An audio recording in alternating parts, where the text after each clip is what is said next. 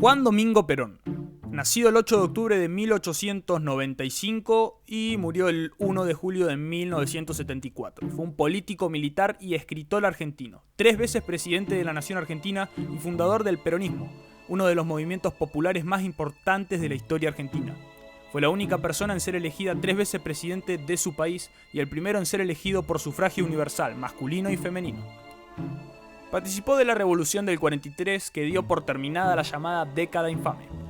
Luego de establecer una alianza con las corrientes sindicales socialistas y sindicalistas revolucionarias, ocupó la titularidad del Departamento de Trabajo, la Secretaría de Trabajo y Previsión, el Ministerio de Guerra y la Vicepresidencia de la Nación. Desde los 2 primeros cargos tomó medidas para favorecer a los sectores obreros y hacer efectivas las leyes laborales. Impulsó los convenios colectivos, el Estatuto del Peón de Campo, los tribunales de trabajo y la extensión de las jubilaciones a los empleados de comercio.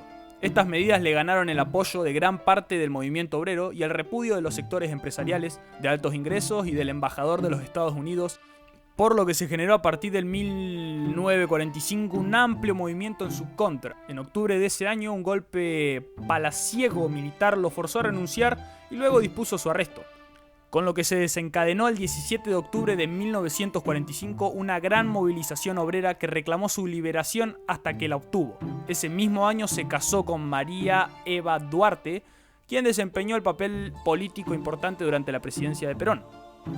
Se presentó como candidato a presidente en las elecciones de 1946 y resultó triunfador. Tiempo después fusionó los 3 partidos que habían sostenido su candidatura para crear primero el Partido Único de la Revolución y luego el Partido Peronista. Tras la reforma constitucional de 1949, fue reelegido en 1951 en las primeras elecciones realizadas con participación de la mujer y varones en Argentina. Además de continuar con sus políticas en pos de favorecer a los sectores más postergados, su gobierno se caracterizó por implementar una línea nacionalista e industrialista, sobre todo en lo tocante a la industria textil, siderúrgica, militar, de transporte y comercio exterior.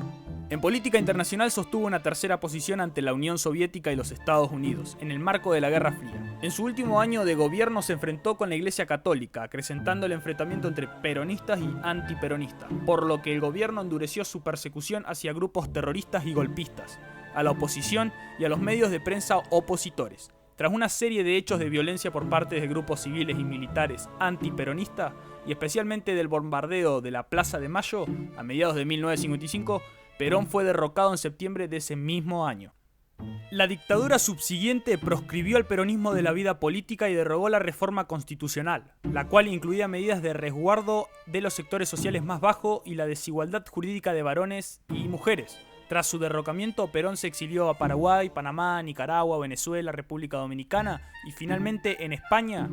Viudo desde 1952, durante su exilio se casó con María Estela Martínez, conocida como Isabel. En su ausencia, surgió en Argentina un movimiento conocido como la Resistencia Peronista, integrada por diversos grupos sindicales, juveniles, estudiantiles, barriales, religiosos, culturales y guerrilleros, que tenía como fin común la vuelta de Perón y la convocatoria a elecciones libres y sin proscripciones. Intentó retornar al país en 1964, pero el presidente Arturo Illia lo impidió solicitando a la dictadura militar gobernante en Brasil que lo detuviera y lo enviara de regreso a España. Retornó finalmente al país en 1972 para radicarse definitivamente en 1973. Con Perón aún proscripto, el peronismo ganó las elecciones en marzo de 1973, abriendo el periodo conocido como el Tercer Peronismo. Sectores internos del movimiento se enfrentaron políticamente y por medio de actos de violencia tras la llamada masacre de Ezeiza. Perón dio respaldo a los sectores ortodoxos de su partido, algunos de los cuales a su vez crearon el comando parapolicial conocido como la AAA, destinado a perseguir y asesinar militantes calificados de izquierda, peronistas y no peronistas. Un mes y medio después de asumir, el presidente Cámpora renunció y se convocaron nuevas elecciones sin proscripciones.